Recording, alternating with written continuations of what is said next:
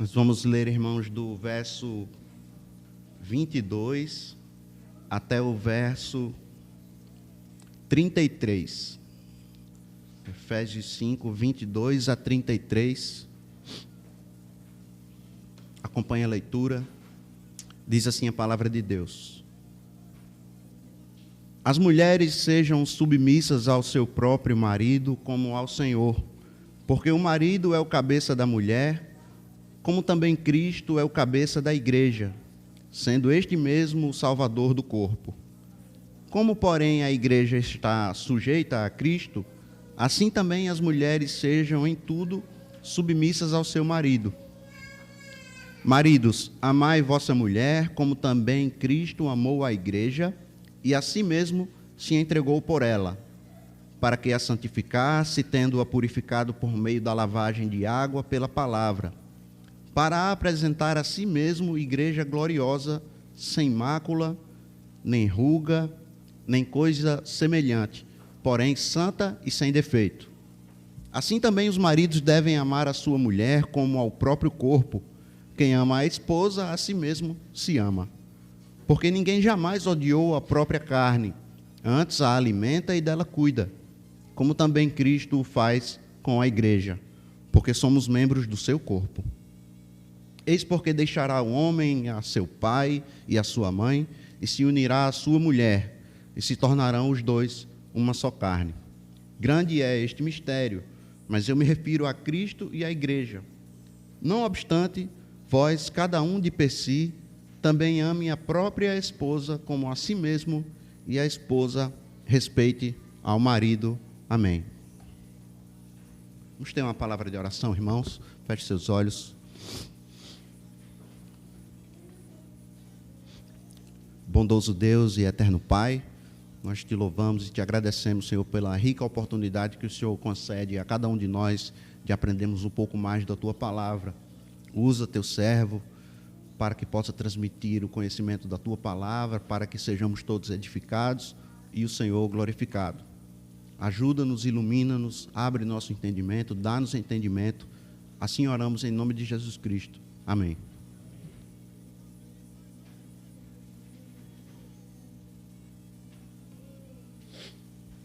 Irmãos, no último dia 15 foi celebrado o Dia Internacional da Família.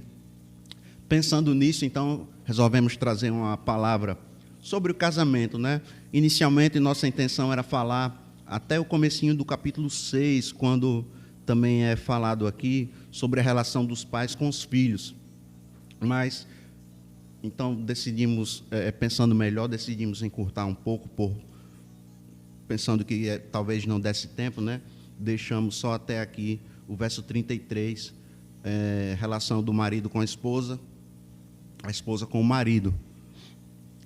Disse um pensador do passado, G.K. Chesterton, escritor, pensador: a coisa mais extraordinária do mundo é um homem comum, uma mulher comum e seus filhos comuns.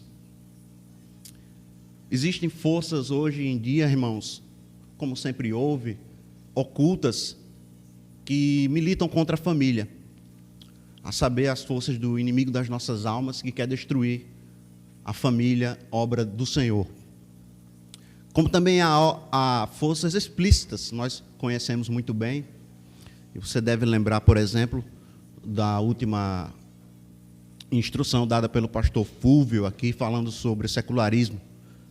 Naquela instrução está incluído também o fato de que existem hoje forças não só ocultas, mas também explícitas, que querem destruir a família, que querem desfazer, desconstruir o conceito cristão, o conceito bíblico, o conceito de Deus sobre a própria família. Bom, estamos aqui então diante de Efésios. Possivelmente, irmãos, o evangelho chegou a Éfeso, né? Por intermédio do casal Priscila e Áquila. Um casal bem equipado com o evangelho, conhecedor da palavra de Deus. E Paulo os deixou ali em Éfeso, na sua segunda viagem missionária. Mais tarde, cerca de 2 anos depois, aproximadamente, na sua terceira viagem missionária, Paulo firmou ali, depois de permanecer ali por aproximadamente 3 anos, ele estabeleceu com mais firmeza aquela igreja, e a igreja então consolidou-se. Depois de Paulo passou por ali Timóteo, não é? Timóteo passou cerca de 1 ano e meio lá, também a pedido de Paulo. Nós vemos lá em 1 Timóteo, capítulo 1, versos 3 e 20, que a missão de Timóteo era reagir contra o ensino falso de alguns irmãos ali em Éfeso, que estavam trazendo controvérsias, no linguajar bíblico aqui, se preocupando com genealogias intermináveis. A Bíblia até nomeia esses homens Himeneu e Alexandre. Você pode ver lá em 1 Timóteo, capítulo 1, versos 3 e 20. Aparentemente, irmãos, a igreja reagiu bem ao ensino de Timóteo e rejeitou aquelas heresias, aquelas controvérsias todas. Pedir desculpa aos irmãos, estou um pouco com coriza, eu acho que pelo tempo. Às vezes eu dou uma fungadinha assim, mas os irmãos entendem. Amém, irmãos? Então não havia nenhum motivo específico para que Paulo escrevesse aos Efésios, como acontecia normalmente, comumente, nas outras cartas. Paulo normalmente escrevia para orientar a igreja sobre alguma questão específica, algum ensino específico equivocado, algum problema específico interno. Não foi o caso aqui, aparentemente, dos Efésios. Não havia um motivo específico para que Paulo escrevesse para aqueles irmãos. Obrigado, querido. Mas, todavia, nós vemos algumas ênfases aqui, e nós podemos dividir a carta de maneira assim, muito simplista, né? Um tanto superficial, mas uma divisão básica seria do capítulo 1 ao capítulo 3, a seção doutrinária da carta, e do capítulo 4 ao capítulo 6, a seção prática. Paulo vai falar aqui, irmão, sobre o que Deus fez por meio de Cristo, e o que Deus faz hoje, o que Cristo faz hoje por meio do seu Espírito, atuando na igreja. Vai falar sobre a obra de Cristo e as bênçãos resultantes dessa obra, ou seja, as boas novas do Evangelho. Na seção prática, a gente vai ver aqui que Paulo fala sobre como viver em gratidão e em novidade de vida diante dessas tão grandes bênçãos da parte de Deus. Ao longo da carta, irmãos, nós vamos perceber uma ênfase que vai permeando toda a carta, todas as palavras de Paulo, que é a ênfase na unidade do povo de Deus. Tudo isso eu estou falando, irmãos, a título de introdução, para a gente entender bem o que é que Paulo quer dizer aqui em Efésios 5, que é o objeto da nossa reflexão hoje. Nós sabemos muito bem, é sempre bom lembrar, para a gente entender no texto, é importante a gente entender o seu contexto. Não só o contexto imediato, aqueles versos próximos, o capítulo, mas também o capítulo anterior e o outro. Às vezes é necessário olhar para todo o livro. Isso é muito verdadeiro em se tratando de uma carta. Uma carta, irmãos, quando nós a recebemos, ninguém lê uma parte da carta hoje e deixa para ler o resto amanhã. Quando a gente recebe uma carta, nós lemos a carta inteira de uma só vez, não é? E aqui nós vemos que há uma continuidade, há uma progressão no raciocínio de Paulo, não há quebras. Claro que ele vai mudando de assuntos, mas a carta está toda interligada. Por isso é importante a gente observar o contexto. Então, há uma ênfase aqui que vai permeando as palavras de Paulo, que é a ênfase na unidade do povo de Deus. Certo comentarista disse assim: por que então essa unidade, né? Abre aspas, a igreja é a continuação da encarnação de Cristo, no sentido de que Cristo, por meio de sua igreja, ainda vive e trabalha na terra de modo tangível e palpável. Mas é necessário que todos os membros do corpo trabalhem juntos, em harmonia, para cumprir os desígnios e os desejos da cabeça do corpo, que é Cristo. É por isso que há tantos apelos nesta epístola pela união e pela maturidade coletiva. O corpo deve estar de acordo com a cabeça, para que Cristo possa se expressar de forma plena. Um outro comentarista ainda, Mark Turhan, um teólogo inglês, vai dizer assim, seguindo na mesma esteira, não é? Esta carta desafia um individualismo pietista e a correspondente fraca doutrina da igreja que tantas vezes encontramos no evangelicalismo. Não olhe para a igreja, olhe para Cristo, dizemos. Paulo, no entanto, espera que as pessoas de fora vejam Cristo e o propósito unificador de Deus para o mundo exatamente na igreja. Efésios, portanto, desafia todos nós a encontrarmos melhores maneiras de fazer de nossas igrejas locais, verdadeiras comunidades de pessoas cuja vida e adoração como igreja testemunhem da unidade cósmica iniciada em Cristo. Então veja, irmãos, isso nos faz lembrar muito as palavras de Pedro na sua primeira carta, que pelo bom testemunho, pelo bom proceder da igreja, nós calamos, emudecemos os incrédulos, os críticos da igreja. Pedro vai falar até, inclusive, de modo mais específico para esposas de maridos não crentes, que pelo bom procedimento, ela eventualmente pode ganhar o seu marido para Cristo. Então, fica claro aqui, e vai ficar ainda mais claro, nós já vemos pelo comentário desses dois teólogos, que há de fato uma ênfase na unidade com vistas ao testemunho. Isso é também verdade para o casamento. O bom procedimento ele deve acontecer na igreja e também dentro de casa. Paulo introduz então, irmãos, esse tema da unidade ainda na segunda metade do capítulo 2, quando ele se dirige aos judeus, melhor dizendo, aos gentios, para dizer que eles também são alvos da graça de Deus como os judeus. Ele começa lá na metade do capítulo 2, conclui no capítulo 3 esse pensamento, faz uma oração e continua no capítulo 4 até o capítulo 5 falando sobre unidade. E algumas expressões são muito significativas. No capítulo 4, versos 3 a 7, a gente vê lá, os crentes devem manter a unidade do Espírito no vínculo da paz. Há uma só esperança para a igreja, um só Senhor, uma só fé, um só Deus e Pai de todos, que é sobre todos, por todos e está em todos. Verso 13, ainda no capítulo 4, todos devem chegar à unidade da fé. Fé aqui significa todo o ensino cristão, todas as verdades reveladas e ensinadas. Não há unidade fora da verdade. Aqui me permita abrir um parêntese. É por isso que nós, como igreja confessional, prezamos, nós gozamos de unidade, prezamos por isso, prezamos por manter e preservar essa unidade que vem do bom entendimento, correto entendimento, entendimento comum. Nós entendemos e professamos de modo uníssono a mesma doutrina, a sã doutrina. Daí o nossa tradição, nosso costume confessional de ter, por exemplo, a leitura confessional, de sermos uma igreja que adota símbolos de fé, os símbolos de fé, a saber, de Westminster, confissão, de Westminster, catecismo maior, breve catecismo, para manter, para preservar, para que todos tenham em mente aquilo que a igreja crê e professa, para que todos possam, então, de modo uníssono, responder àqueles que perguntarem sobre nossa prática, nossa fé, nosso costume, nossa tradição. Fechando parênteses, continuando, verso 16, Paulo vai dizer, o corpo ligado e bem ajustado cresce. Verso 26, se vocês ficarem irados, não pequem, nem conservem a ira até o pôr do sol. Verso 32, tenham compaixão e perdoem-se.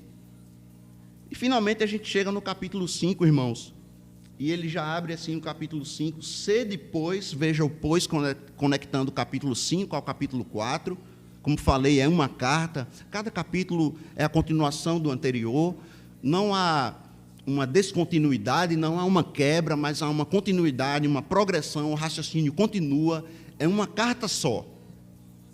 Capítulo 5 começa, sede, pois, imitadores de Deus, como filhos amados. Verso 2, andai em amor, andem em amor.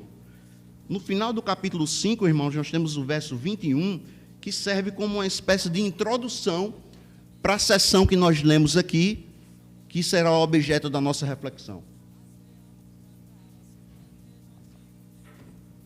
O verso 21, então, vai dizer,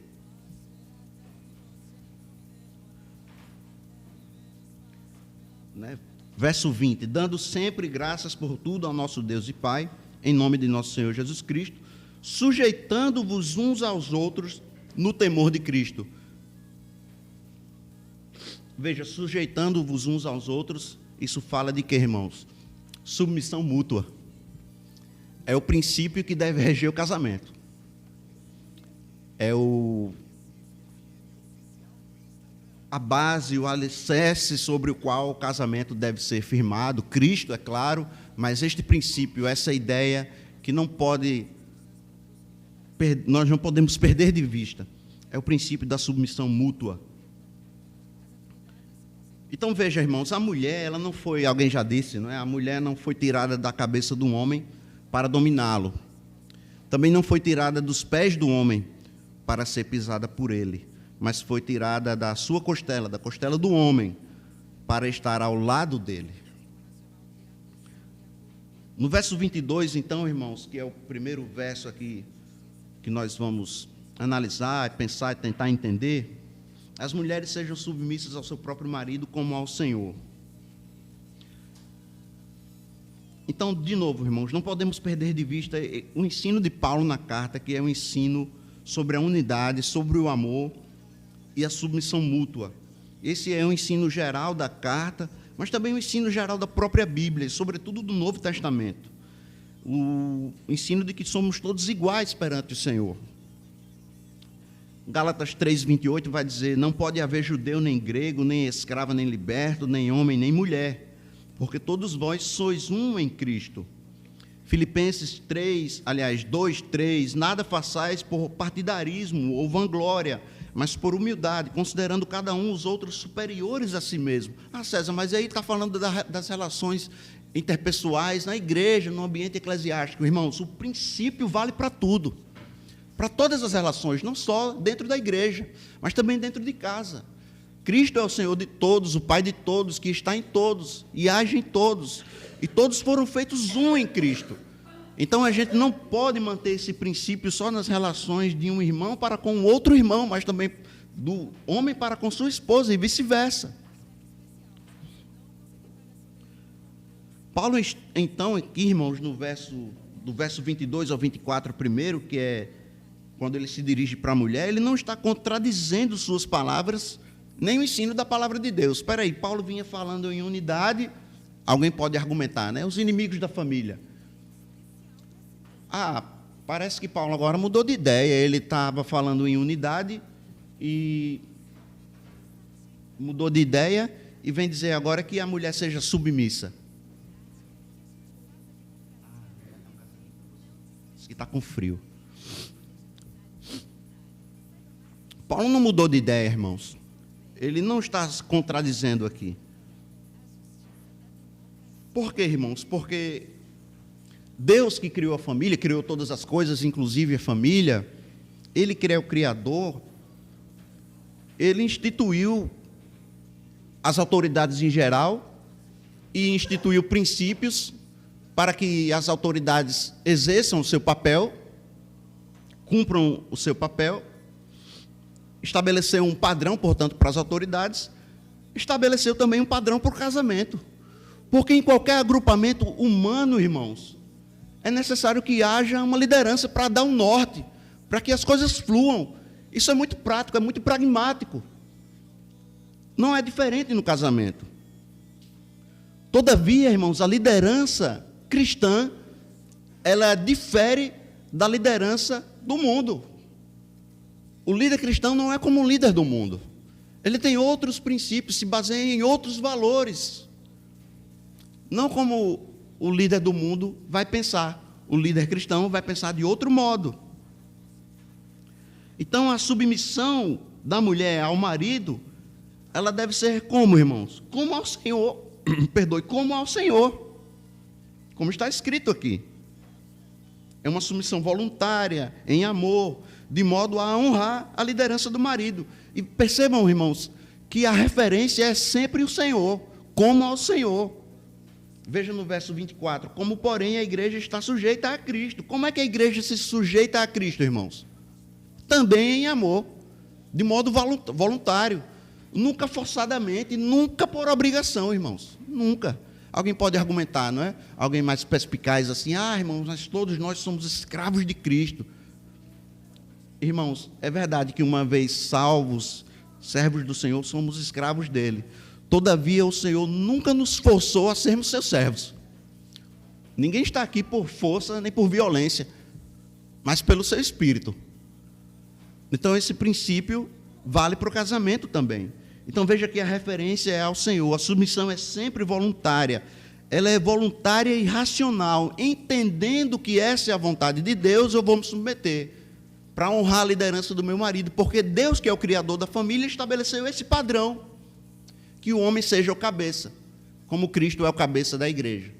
Como nós lemos no início, para que o corpo funcione, ele tem que trabalhar de modo bem unido, uníssono, de modo harmonioso, para poder fazer a vontade do cabeça, que é Cristo. Então, em todo agrupamento humano, é preciso que haja uma liderança. Todavia, a liderança cristã não é como a liderança do mundo, mas uma liderança em amor. Paulo, então, aqui, irmãos, ele não está fazendo uma distinção entre homem e mulher, como se fosse um superior ao outro, né? O homem é melhor do que a mulher. Esse tratamento era comum no mundo antigo. Paulo aqui ele está corrigindo essa ideia. Alguém poderia argumentar assim, não é? Também, novamente, aqueles que são contra a família. Aqui a orientação de Paulo, César, é apenas uma confirmação do que já era comum na época. É um ensino conformista. É apenas uma confirmação do que já era praticado. O ensino seria só mais uma repetição, por assim dizer. Mas não, irmãos. A mulher, os filhos, e depois os escravos, que não vai ser o nosso objeto de estudo aqui, mas Paulo vai falar mais à frente sobre os escravos, mas esses, a mulher, os filhos, depois os escravos, eles são especificamente citados aqui na carta, e eles recebem de modo digno seus chamados para viverem diante de Deus, diante do Senhor, o que é tão importante como o chamado para viver como marido, pai, mãe ou senhor de escravos. Embora esses papéis, irmãos, fossem importantes na sociedade, eles não eram papéis melhores. Percebem? Não eram papéis melhores. O enfoque de Paulo aqui não é tanto no papel que aquela pessoa vai exercer, no caso, o papel do marido como líder. Não é tanto o enfoque no papel como é na postura. Ele tem esse papel, mas o enfoque de Paulo é na postura do marido. Porque se o enfoque fosse só no papel, abriria-se de fato um precedente e uma margem para ele continuar o que já era praticado. Apenas um líder como qualquer outro. Mas não é esse o enfoque de Paulo. Ele é um líder, mas como Cristo quer que ele seja líder. Ou seja, o enfoque não é tanto no papel, mas na postura desse líder. Percebe como é diferenciado o líder cristão do líder do mundo? Então, irmãos, aqui mais uma vez calamos, emudecemos as vozes dos que se levantam contra a família. Não existe machismo na Bíblia, irmãos, nem tampouco feminismo. Não existe opressão, não existe violência, não existe um tratamento, como falamos no início, do homem pisar a mulher. Paulo e Cristo primeiramente, e Paulo corrigiram isso. Corrigiram em definitivo. O enfoque de Paulo, então, é na postura do líder, não tanto no papel. O ensino de Paulo, então, irmãos, a gente pode dizer, é um ensino revolucionário para a época. Foi revolucionário. E hoje é revolucionário, como disse G.K. Chesterton, um homem comum, uma mulher comum e filhos comuns, hoje são algo revolucionário. Um homem que continua sendo o líder da casa, sacerdote do lar, muitas vezes é só ele que trabalha, a mulher pode trabalhar também, mas essa postura típica, tradicional, essa formação da família tradicional, hoje, diante do que temos visto aí, é uma postura revolucionária. Parece que ninguém suporta mais ver uma mãe, ninguém suporta mais ver pais protegendo os filhos de certas coisas, né?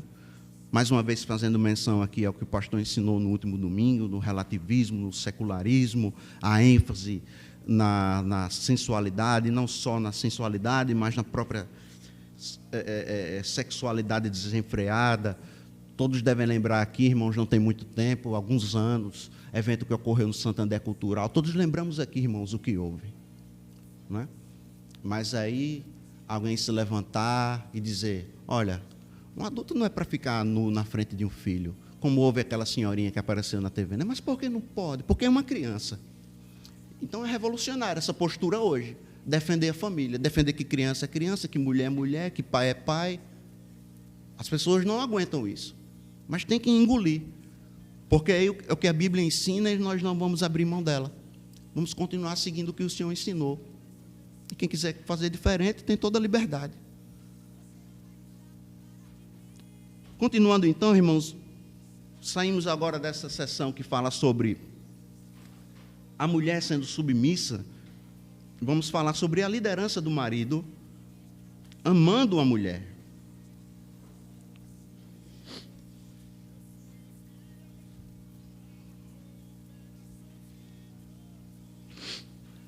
Verso 25: maridos, amai vossa mulher, como também Cristo amou a igreja, e a si mesmo se entregou por ela, para que a santificasse, tendo-a purificado por meio da lavagem da água pela palavra. Verso 25, veja, irmãos, que eu tenho tentado passar para os irmãos até agora. O modelo de liderança cristã, ele será sempre diferenciado. É um modelo de líder-servo, um modelo autossacrificial. Lá em 2 Coríntios, capítulo 10, um episódio interessante que ocorreu na vida de Paulo, é quando ele foi acusado pelos coríntios de ter um duplo comportamento. Lá em 2 Coríntios 10, você lê, você vai entender. Eles estavam acusando Paulo de ter um duplo comportamento, rigoroso através das cartas e manso quando ele estava presente pessoalmente. Aí Paulo respondeu: olha, eu não ajo de acordo com os padrões do mundo.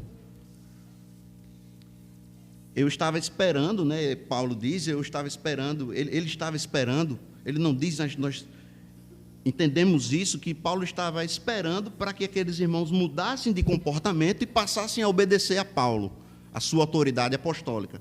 E só depois ele agiria com rigor pessoalmente, caso eles insistissem no erro.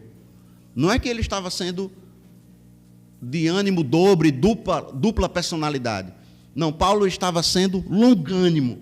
Eu espero que vocês se ajustem e passem a me obedecer.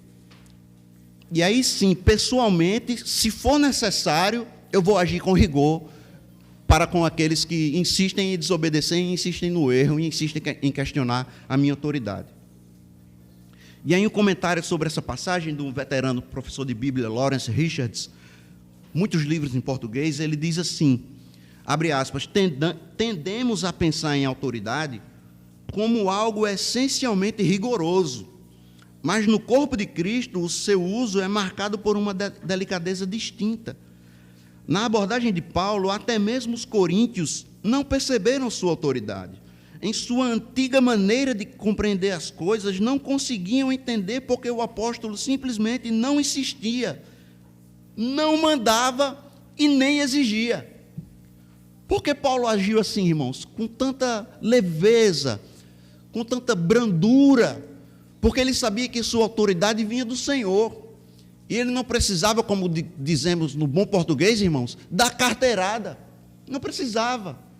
Na hora certa, Deus trata. Esse é um ensino muito bom, especificamente para líderes, pastores, presbíteros, né? A autoridade não pode ser com esse rigor com o qual estamos acostumados no mundo. Ah, você não fez, então vem aquela punição. A disciplina tem o seu lugar. Mas o que deve prevalecer é a longanimidade, a misericórdia. É o ensino da Bíblia, é o ensino do Novo Testamento. Então veja, irmãos, que Paulo ele agiu assim. Não havia motivos para ele dizer o contrário aqui na carta aos Efésios, se dirigindo às famílias. Ao marido, irmãos, é pedido que ele ame a esposa como Cristo amou a igreja. Veja que novamente Cristo aparece aqui como padrão, como referência. Como é que eu vou amar a minha esposa? Como Cristo amou a igreja. Como é que Cristo amou a igreja? Se entregando pela igreja, se entregando por ela. Ele deve amar a igreja renunciando, abrindo mão de suas vontades. Aqui nós vemos, irmãos, nesse verso, o fechamento desse princípio que foi introduzido lá no verso 21, o princípio de submissão mútua. Por quê? Porque depois a gente vai falar sobre os filhos, e aí não há submissão mútua. Porque se houvesse, Paulo teria sido explícito dizendo: pai, seja submisso também a seus filhos, e não é o caso. Mas nós vamos ver também, não vamos ver hoje, né? Mas posso dar uma pincelada aqui. Embora ele não seja submisso ao filho, ele não pode também tratar o filho com tirania, com um rigor exagerado, pisando no filho. Paulo vai dizer: não irrite seu filho, porque isso pode ser perigoso, né? O filho depois se revolta e traz problema.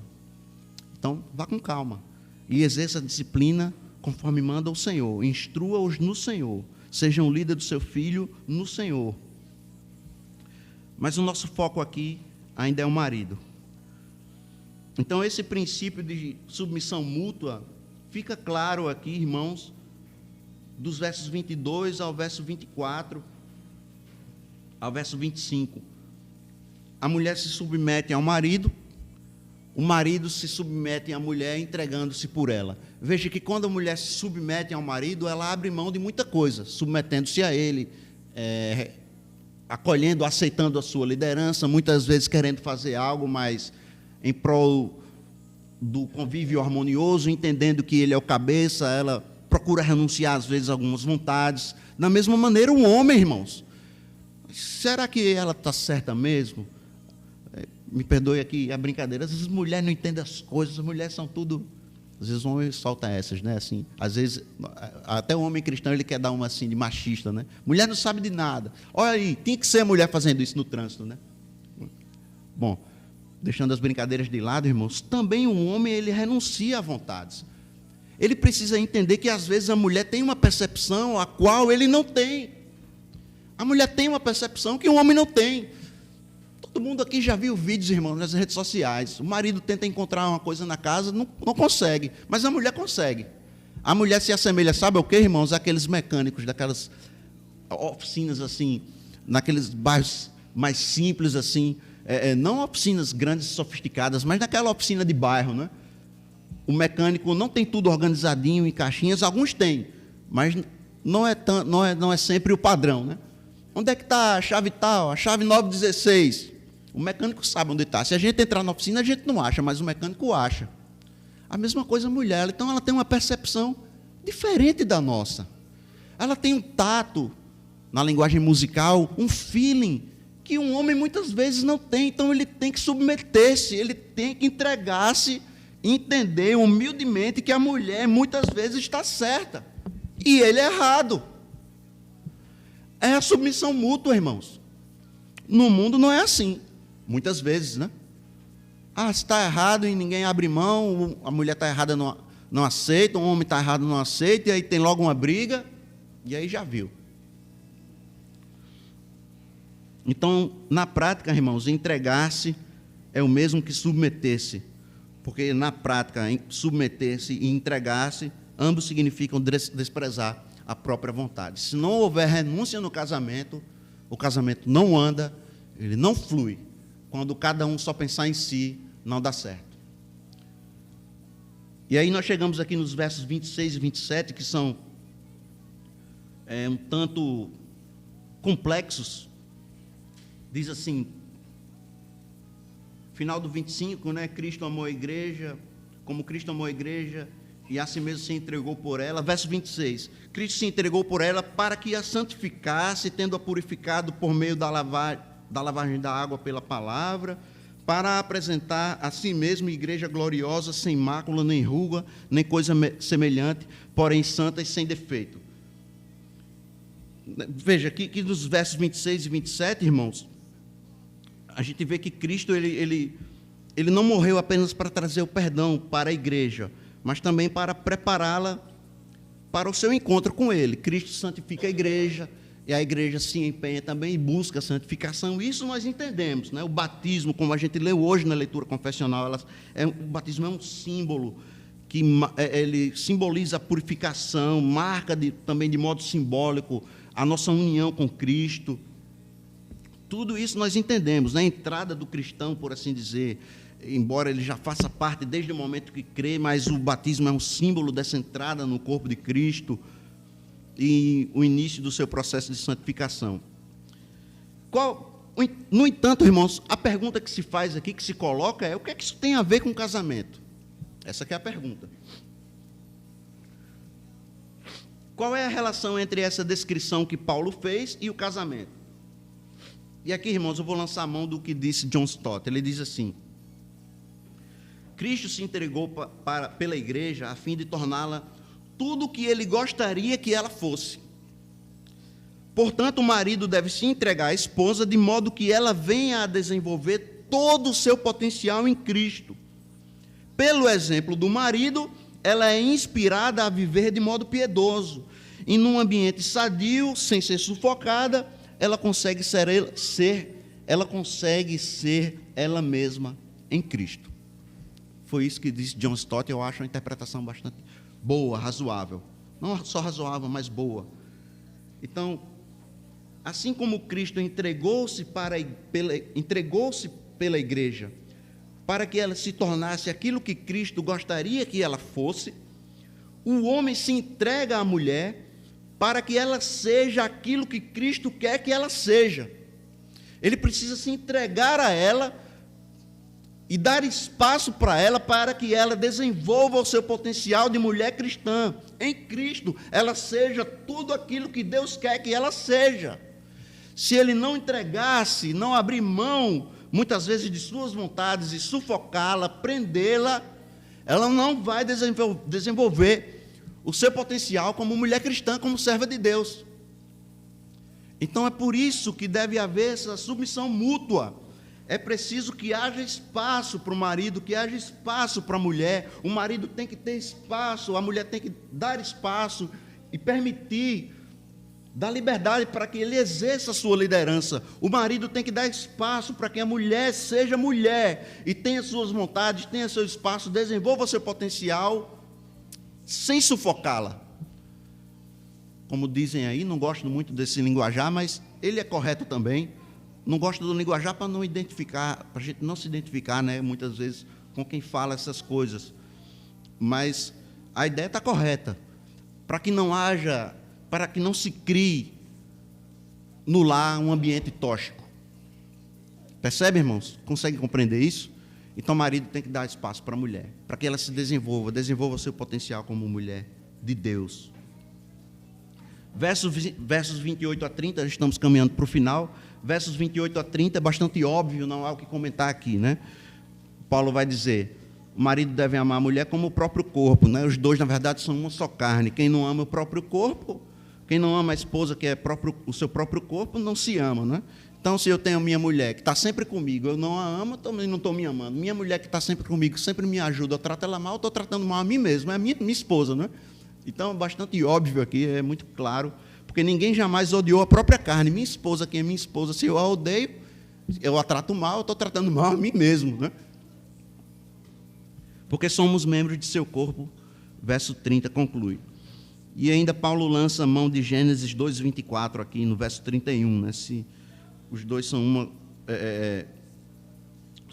uma só carne, cuidar de um é cuidar do outro. E esse verso aqui faz menção de Gênesis 2:24, né? Deixará o homem a seu pai, a sua mãe, e se unirá à sua mulher. Esse verso aqui, ele traz consigo, irmãos, 3 verdades sobre o casamento. Primeiro, o casamento é uma prioridade. É apresentado para o leitor da Bíblia que, num determinado momento, um homem deve sair de sua casa e unir-se com sua mulher. Isso é uma prioridade. O homem deve pensar nisso como algo que deve ser feito. Não levar em consideração, não desconsiderar isso. Deve ser visto como uma prioridade. Pensar nisso, planejar, pensar no casamento. O jovem deve pensar no casamento. Começar a pensar no momento certo, mas pensar. E fazer planos, e se preparar. Em segundo lugar, o casamento é precioso, porque, dado o abandono daquilo que era mais importante até então, que era o convívio com os pais, ele vai ter que deixar esse convívio, que mostra que o casamento é precioso. Eu estou deixando aquilo que era mais precioso para mim, estar perto do meu pai e da minha mãe, vou me juntar com minha mulher. Então, o casamento não é pouca coisa. Percebe, irmãos? Não é pouca coisa. Não vou abandonar aquilo que era o mais gostoso para mim, que era estar com minha família, meu pai e minha mãe. Vai chegar o momento da despedida. Claro que vão se ver, mas não vai ter mais o convívio diário. Então, o casamento exige essa renúncia também. E, por último, o casamento é misterioso, irmãos. Abra rapidinho comigo aí em Provérbios, capítulo 30, irmãos. Provérbios, capítulo 30. E veja que coisa incrível, irmãos. Provérbios, capítulo 30.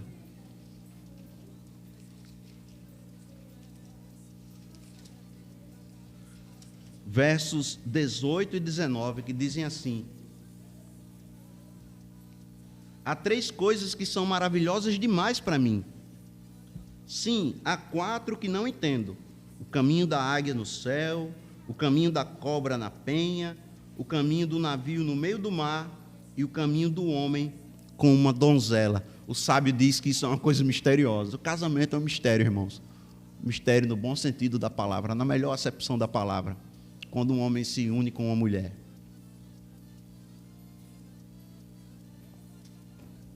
E parece que hoje esse mistério se perdeu um pouco, né? Se foi o romantismo,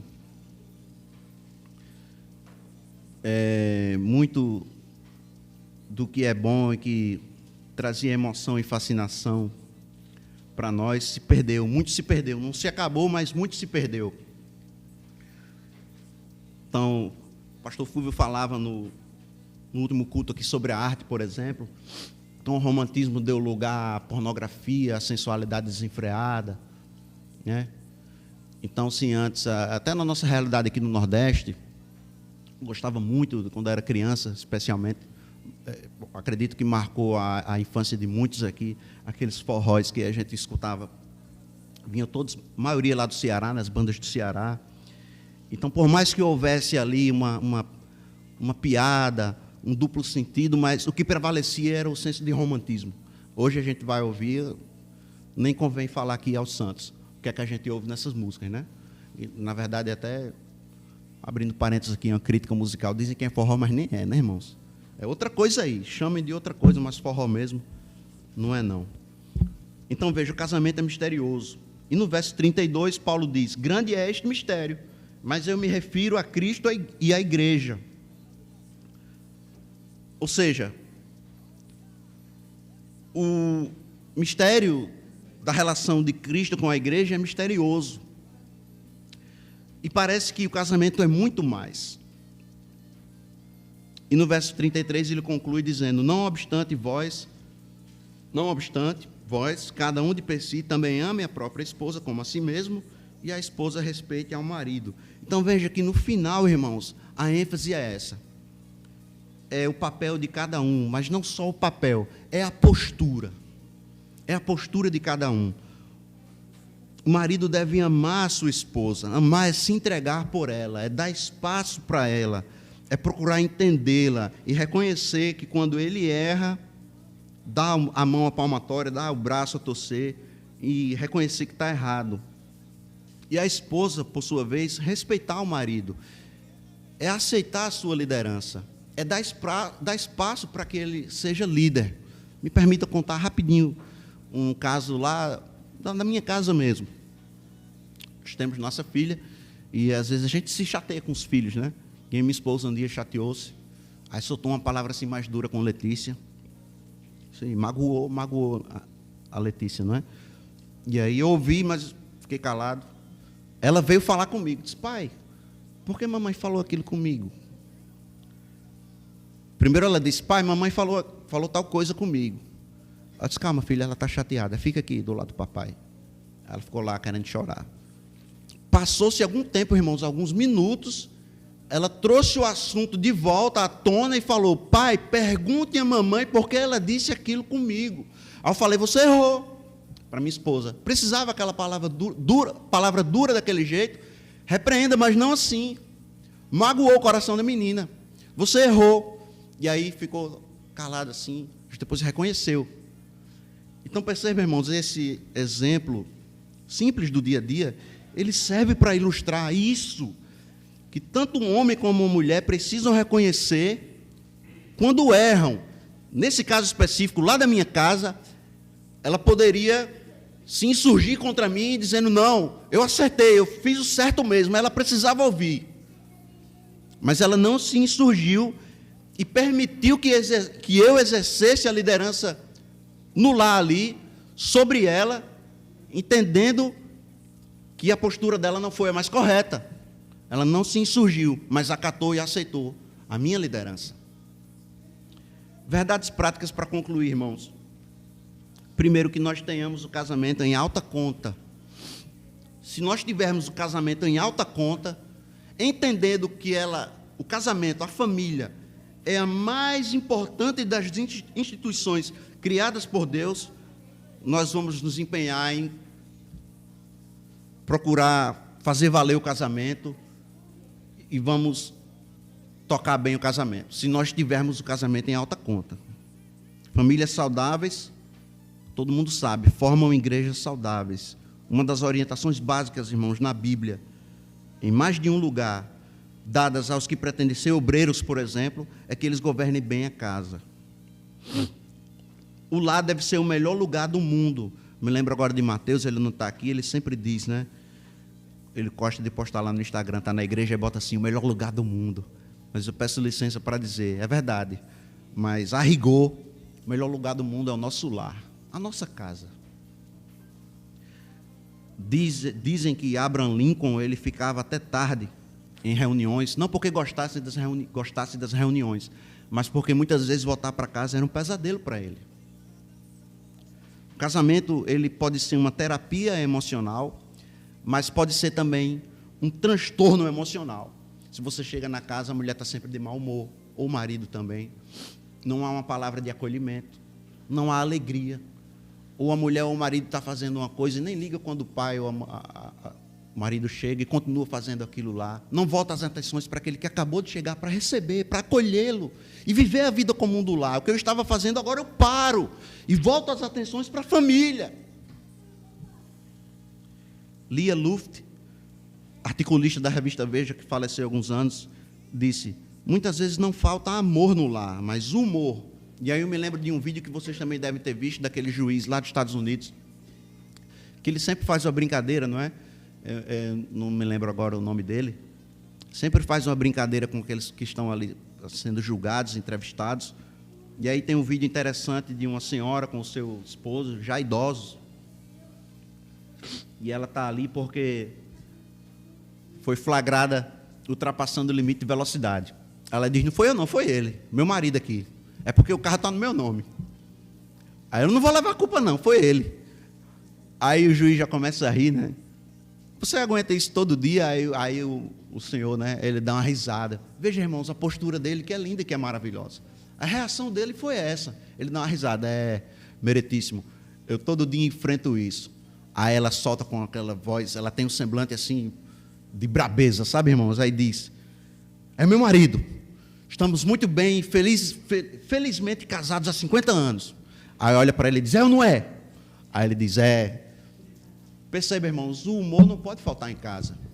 Não pode faltar em casa.